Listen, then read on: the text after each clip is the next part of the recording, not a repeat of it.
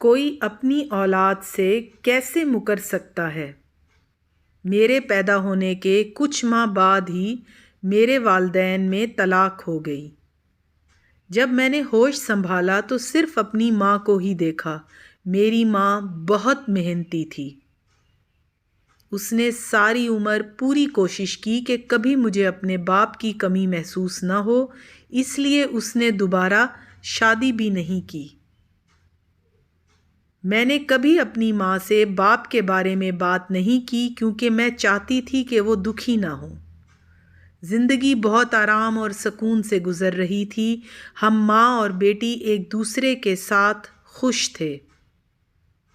پچھلے دنوں میری 25ویں سالگرہ پر مجھے خیال آیا کہ کیوں نہ میں اس سالگرہ پر خود کو اپنے والد سے ملاقات کا تحفہ دوں۔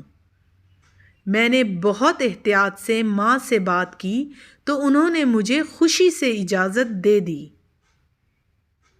زندگی میں پہلی بار ہم نے بابا کے بارے میں بات کی۔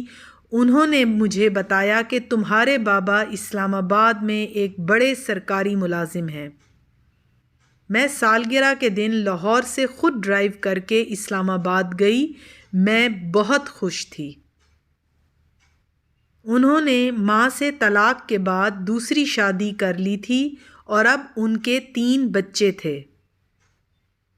جب میں ان کے گھر پہنچی تو خوش قسمتی سے وہ دروازے پر ہی کھڑے گارڈ سے کوئی بات کر رہے تھے۔ انہیں دیکھتے ہی میرے دل کی دھڑکنیں تیز ہو گئیں۔ میں نے انہیں سلام کیا اور بتایا کہ میں ان کی بیٹی ہوں۔ میرا خیال تھا کہ مجھے دیکھ کر وہ خوش ہوں گے اور مجھے خوش آمدید کہیں گے، مگر انہوں نے مجھے پہچاننے سے صاف انکار کر دیا۔ کہنے لگے، میری کوئی بیٹی نہیں ہے۔ جس عورت کو میں نے طلاق دی تھی تم اس کی بیٹی ہو، میری نہیں۔ یہ سن کر میری آنکھوں میں آنسو آ گئے۔ میں اسلام آباد سے سارا راستہ روتی ہوئی ڈرائیو کرتی آئی۔ سارا راستہ رونے کے بعد بھی مجھے سکون نہیں ملا۔ میں اچھی خاصی خوشی سے بھری زندگی گزار رہی تھی کہ اچانک یہ کیا ہو گیا اور میں بکھر گئی۔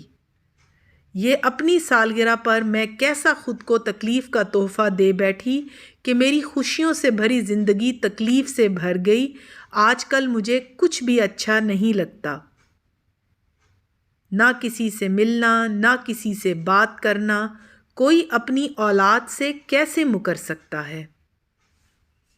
انہیں میرے جذبات کا کوئی خیال نہیں تھا۔ انہوں نے میرے ساتھ ایسا کیوں کیا؟